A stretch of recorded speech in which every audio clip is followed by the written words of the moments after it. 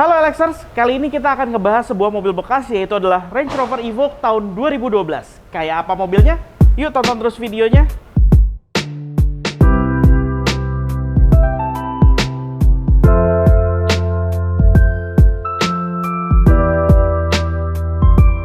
Mobil ini memiliki penampilan di bagian depannya yang luar biasa menawan.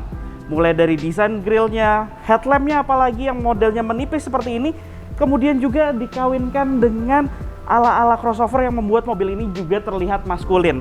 Lihat dari bumper depannya, lengkap dengan underguardnya yang membuat penampilannya benar-benar menjadi terlihat elegan karena sentuhan warna silver satin seperti ini. Kemudian desain lampunya sendiri pun juga dilengkapi dengan teknologi yang cukup mutakhir, yaitu adalah sudah dilengkapi dengan proyektor, lengkap dengan xenon untuk lampu jauhnya sekalipun. Dan lampunya ini pun sudah dilengkapi dengan daytime running light LED, yang mana pada saat mobil ini berjalan di siang hari sekalipun mobil ini sangat terlihat keren. Dan memang masih tetap menarik perhatian karena walaupun bisa dibilang usianya yang sudah tidak terbilang muda lagi.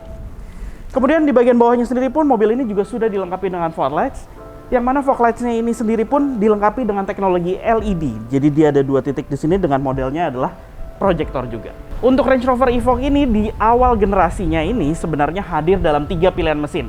2 pilihan mesin diesel dan juga 1 pilihan mesin bensin. Yang paling umum di tanah air sendiri adalah pilihan mesin bensinnya, yaitu adalah mesin 2000 cc 4 silinder yang dilengkapi dengan turbo. Dan mesinnya ini mampu menghasilkan tenaga 240 PS. Tenaganya itu disalurkan ke 4 roda, jadi mobil ini berpenggerak all-wheel drive dan dia dilengkapi dengan sistem all-terrain response-nya yang khas dari Range Rover sekalipun, yang memang dikenal sebagai sebuah mobil off-road. Tapi memang mobil ini bukan real off-roader karena dia tidak dilengkapi dengan low range mode-nya. Dan penampilan ruang mesinnya sendiri Anda bisa lihat terlihat sangat rapi sekali, khas banget mobil-mobil ala Eropa di sini. Dan mengingat mobil ini adalah sebuah SUV crossover, dia pun juga dilengkapi dengan air intake yang posisinya sangat tinggi sekali. Kemudian di sini Anda lihat juga dia sudah dilengkapi dengan pegas untuk pembukaan kap mesinnya, peredam yang cukup tebal, begitu juga di bagian firewall-nya. Tapi memang ukurannya sendiri ruang mesinnya ini terlihat cukup sempit, jadi cukup sulit untuk mengakses apabila ada permasalahan. Mobil ini sangat terlihat keren juga di bagian sampingnya, apalagi dengan warna putih seperti ini yang membuat penampilannya juga terlihat cukup maskulin, menawan, serta dia hadir dengan ukuran velg yang besar, yaitu adalah 20 inci yang dilengkapi dengan ban 255/45. Sangat proporsional pada mobil ini, apalagi dia juga hadir dengan ala-ala crossovernya, yaitu adalah plastik di sekitar lingkar fendernya. Anda bisa lihat, dan itu terus menyambung ke bagian sisi samping dan hingga ke bagian bumper belakangnya. Dan mobil ini sendiri pun sebenarnya pada saat lahir dan Anda membelinya dalam keadaan baru, dia bisa dipilih untuk kombinasi warna antara bagian bawah dan juga bagian atapnya. Jadi ada 2 pilihan kombinasi warna, bisa di bagian bawahnya ini ada macam-macam pilihan warna dan di bagian atasnya bisa Anda sesuaikan dengan selera Anda. Kemudian mobil ini pun juga hadir dalam 2 pilihan, yaitu adalah pilihan 5 door seperti ini dan juga ada varian yang 3 door alias 2 pintu dan juga 1 pintu bagasi. Kemudian lanjut lagi ke bagian spionnya, di mana banyak yang mengatakan bahwa ukuran dari spion mobil ini terlihat sangat besar. Tapi menurut saya ini adalah salah satu kelebihan yang membuat mobil ini akan membuat nyaman pada saat Anda menggunakannya sehari-hari, karena jarak pandangnya menjadi luas ke berbagai sisi melihat dari kaca spionnya. Selain itu mobil ini juga dilengkapi dengan teknologi 360 derajat kameranya, jadi ada kamera juga di bagian spion kiri, kanan, kemudian di depan dan juga di bagian belakang, yang membentuk citra 360 derajat dari bagian dalam kabin di sistem infotainmentnya. Nah, selain itu mobil ini juga dilengkapi dengan keyless entry, jadi untuk masuk dan keluar dari mobil, untuk mengunci dan membukanya tidak perlu menggunakan anak kuncinya, hanya perlu Anda kantongi saja dan menggunakan soft touch di bagian handle-nya.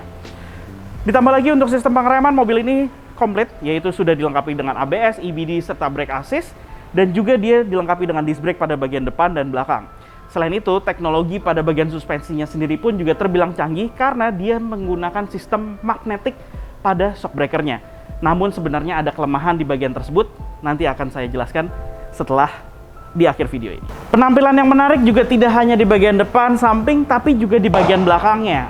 Anda bisa lihat di bagian belakangnya ini dia memiliki kaca yang ukurannya kecil karena untuk menyesuaikan desain di bagian sampingnya yang terus ke bagian belakangnya itu menyempit, yang membuat penampilan di bagian belakangnya ini terlihat unik. Selain itu, desain bumper belakangnya yang juga terlihat futuristik dan ala-ala crossover yang sporty dan menawan, itu dikarenakan sentuhan dengan underguard yang membuat penampilannya menjadi lebih maskulin. Kemudian lampu belakangnya sendiri juga modelnya menyipit yang desainnya sama persis seperti di bagian depan. Full LED untuk lampu remnya dan lampu senjanya, terkecuali untuk lampu sen dan lampu mundur masih menggunakan lampu model pijar biasa. Kemudian di bagian bawah juga dia dilengkapi dengan fog lights, di mana fog lights-nya ini juga masih menggunakan bohlam pijar biasa. Serta di bagian atasnya ini dia seolah-olah dilengkapi dengan spoiler dan ada sebuah sentuhan kecil ductile yang membuat penampilannya menjadi keren. Selain itu, sentuhan di bagian belakangnya ini juga tidak hadir adanya sentuhan chrome sama sekali, seluruhnya adalah black gloss seperti ini yang membuat penampilannya benar-benar keren lah di bagian belakang. Dan mobil ini juga dilengkapi dengan kamera di bagian belakang serta 4 sensor titik di bagian sisi belakang, begitu juga untuk di bagian depan malah ada 6. Oke, sekarang kita buka bagasinya. Untuk bagasinya sendiri sudah power back door, dan memang power back door-nya ini modelnya masih konvensional sekali sebenarnya. Nah, ini adalah salah satu kelemahannya, yaitu adalah dia posisinya cukup banyak yang sudah mengalami ini, jadi dia mulai tidak kuat lagi untuk menopang beban dari pintu bagasinya. Kapasitas bagasinya sendiri cukup besar di sini, Anda bisa lihat, dan apabila kurang, Anda masih dimungkinkan untuk melipat jok baris keduanya dan dia akan menjadi rata dengan lantai bagasinya. Begitu juga di bagian bawahnya sendiri juga ada tempat penyimpanan lagi tertutup, dan di masing-masing sisi ini ada tempat penyimpanan terbuka. Di sisi kiri adalah tempat untuk toolkits. Di situ pun juga ada soket 12 voltnya. Nah, sekarang kita masuk ke bagian dalam kabinnya nih. Khas banget di bagian dalam kabin dari seluruh varian Range Rover dengan desainnya yang terlihat sophisticated, kemudian juga penggunaan materialnya juga bermaterial kualitas tinggi, dan sentuhan-sentuhan silver di bagian tengahnya dan juga sisi tengah dashboard ini juga membuat penampilan interiornya ini menjadi terlihat sangat mewah. Apalagi penggunaan material di bagian atas dashboard, kemudian di bagian tengahnya ini yang sudah berlapis kulit tapi berbeda dengan kulit joknya, dan hadir dengan jahitan membuat rasanya ini mewah, walaupun bisa dikatakan Evoque ini adalah sebuah entry level dari Range Rover sendiri. Nah, lanjut lagi, kita lanjut dulu ke bagian sistem infotainment ya. Sistem infotainmentnya ini nih canggih ya. Dia punya berbagai fitur, mulai dari navigasi, kemudian juga audio video, yang mana audio itu juga ada radio, Bluetooth, dan juga dia ada TV, serta dia juga menampilkan berbagai informasi. Dan uniknya di sini adalah pada saat Anda set TV dan Anda melakukan perjalanan jadi posisi D, driver itu tidak bisa melihat ke bagian TV-nya. Jadi TV-nya ini hanya informasi dalam keadaan default, tapi penumpang di sebelah kiri itu bisa melihat bahwa ini adalah siaran TV. Jadi modelnya adalah layarnya itu seperti seolah-olah bisa dibilang hologram. Jadi antara sisi kanan dan sisi kiri bisa dilihat secara terpisah walaupun layarnya hanya ada satu saja. Oke, kemudian lanjut lagi di sini juga ada berbagai macam pengaturan, kemudian pengaturan layar, pengaturan sistem mobil, kemudian pengaturan lainnya lagi ada juga pengaturan untuk audio, dan di mana lagi audionya sendiri mobil ini juga sudah dilengkapi dengan sistem audio Meridian yang suaranya sangat baik sekali, walaupun mobil ini bisa dikatakan adalah sebuah entry level dari Range Rover. Lanjut lagi, kita ke bagian bawah dari setelah sistem infotainment yang cukup panjang kalau saya jelaskan secara detail dan menurut saya sudah cukup. Kemudian sistem pada AC-nya. AC-nya sendiri sudah dual climate control, jadi dual zone, sisi kanan dan sisi kiri dapat diatur secara terpisah. Sudah ada fitur auto, kemudian juga defogger kaca depan dan belakang, kemudian juga pengaturan arah angin seluruhnya. Dan dia juga ada tombol untuk heated seat di masing-masing sisi di bagian depan. Dan lanjut lagi di bagian bawah ini juga di sini ada beberapa tombol lagi.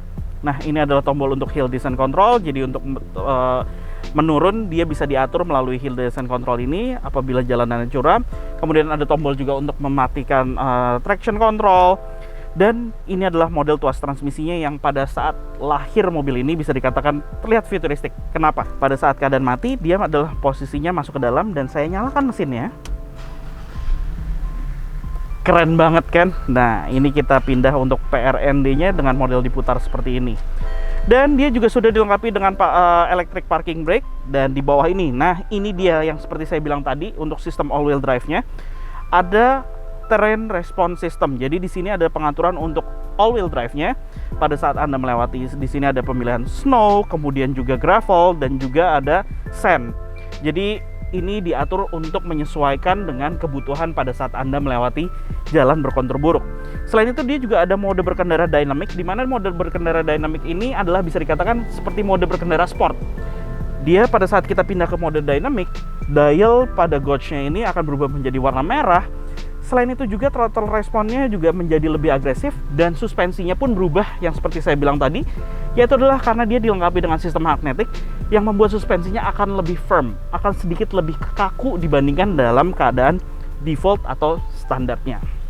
Oke, lanjut ke bagian instrumen cluster. Instrumen clusternya sebenarnya modelnya cukup tradisional. Di sisi kiri adalah penunjuk untuk analog speedometer, kemudian juga di bagian kanan adalah penunjuk untuk putaran mesin.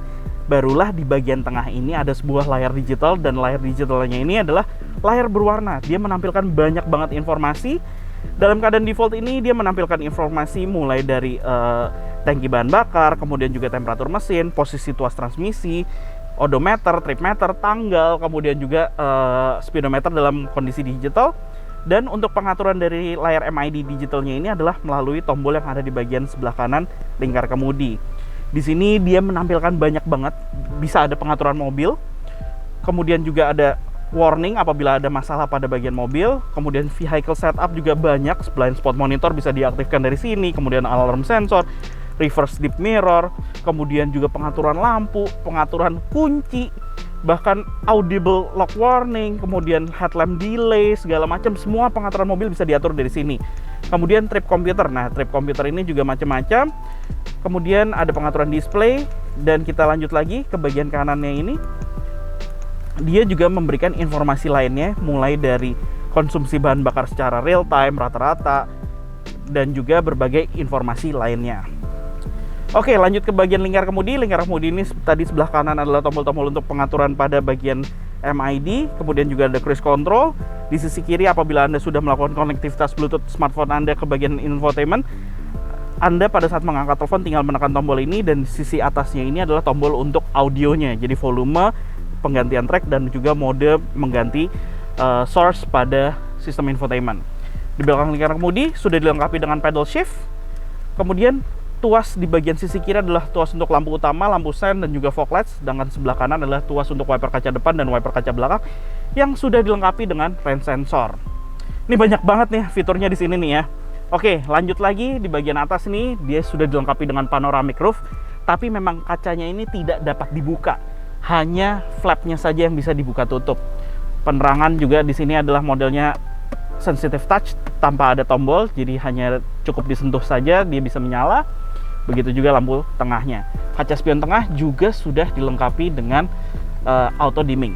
Oke, kita lanjut lagi dulu ke bagian joknya. Joknya sendiri dia modelnya sport seat. Jadi sebenarnya ada dua versi di Range Rover sendiri pada saat Anda melakukan pembelian. Ada versi Recaro seat atau sport seat seperti ini. Dan sport seat seperti ini pun juga sudah dilengkapi dengan sistem elektrik, di mana pengaturannya seluruhnya naik turun, maju mundur, dan sudut kemiringan sandaran full elektrik kecuali untuk sandaran kepalanya. Dan di sini juga ada tombol untuk memorinya, dan di bagian door trim ini juga dilengkapi tombol untuk power window, di mana keempatnya sudah full auto. Pengaturan kaca spion juga diatur melalui tombol yang ada di bagian door trimnya. Di sini tombol untuk start stop engine, dan di sebelah kanan ini ada tombol untuk membuka pintu bagasinya. Seat belt pun juga dapat diatur ketinggiannya sesuai dengan posisi tubuh Anda. Selain itu, sistem keselamatan pada mobil ini dilengkapi dengan airbag yang banyak sekali, mulai dari bagian pengemudi, penumpang, di bagian pilar A, pilar B, hingga ke pilar C di bagian belakang. Oke, kita pindah ke belakangnya. Nah, sekarang kita duduk di baris kedua dari Range Rover Evoque versi 5 pintu ini. Di sini, jok baris keduanya ini dapat diisi oleh 3 orang penumpang dewasa secara sekaligus, mengingat dia dilengkapi dengan 3 buah headrest dan juga ada 3 titik seat belt untuk 3 orang penumpang di bagian belakang. Tapi memang orang yang duduk di bagian tengah ini mungkin kurang nyaman karena tonjolannya di bagian tengahnya ini yang cukup tinggi tapi tidak terlalu lebar, jadi akan berebut dengan penumpang yang ada di masing-masing sisi. Posisi duduknya sendiri bisa dikatakan di sini menurut saya tidak terlalu nyaman. Kenapa? Karena lantai di baris keduanya ini posisinya agak meninggi ke atas, sehingga orang yang postur seperti saya saja 165 cm ini merasa kurang nyaman karena kakinya agak sedikit menaik ke atas. Dan kursi bagian bawah ini tidak dapat menopang dengan sempurna untuk penumpang di bagian belakang.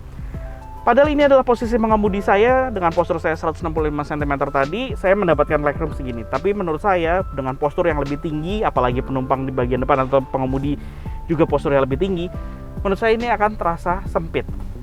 Selain itu, mobil ini juga pada saat duduk di jok baris kedua, menurut saya agak menimbulkan rasa claustrophobic karena kacanya yang terbilang kecil dan door trimnya ini posisinya tinggi. Ditambah lagi jok bagian depannya ini memiliki ukuran yang cukup besar dan cukup menghalangi pandangan ke depan. Namun walaupun bagaimanapun, sudut kemiringan sandaran menurut saya cukup nyaman di sini dikarenakan dia tidak terlalu rebah dan tidak terlalu tegap. Memang memberikan kenyamanan, tapi menurut saya untuk dilakukan perjalanan jauh ini jelas kurang nyaman. Lanjut lagi di bagian belakang, kualitas material sama persis seperti di bagian depan, seluruhnya masih terasa premium sekali di sini. Kemudian tempat penyimpanan juga cukup besar di bagian door pocket masing-masing sisi. Kemudian di bagian back seat pocket juga ukurannya cukup lumayan, tidak terlalu besar. Ada tempat penyimpanan terbuka. Di bagian tengah juga ada sebuah armrest, di mana armrest ini hadir dengan 2 buah cup holder dan ada tempat penyimpanan tertutupnya lagi. Kemudian bicara soal airbag, seperti saya jelaskan tadi, mulai dari pilar B, pilar C, hingga ke pilar D, seluruhnya dilengkapi dengan side airbag. Nah, di bagian atasnya ini juga ada lampu penerangan kabin di masing-masing sisi, tapi untuk di bagian tengah tidak ada. Dan itu saja untuk di bagian belakang dari Range Rover Evoque ini. Dan apabila Anda tertarik untuk membeli mobil ini, hal apa aja sih yang harus Anda perhatikan? Untuk hal yang harus Anda perhatikan, selain tadi di dalam segmen saya sudah membicarakan soal pintu bagasinya yang kerap bermasalah, mobil ini juga memiliki masalah, yaitu adalah di bagian suspensinya. Dia dilengkapi dengan teknologi suspensi magnetik, akan tetapi banyak yang mengeluhkan bahwa menimbulkan suara gluduk-gluduk pada saat Anda melewati jalan berkontur buruk. Hal itu memang menjadi sebuah masalah dari sebuah teknologi baru yang dihasilkan oleh Range Rover sendiri untuk Evoque ini. Nah, kemudian di bagian interiornya sendiri adalah di bagian dashboardnya yang sering kali terjadi, yaitu kulitnya yang mulai mengangkat seperti ini.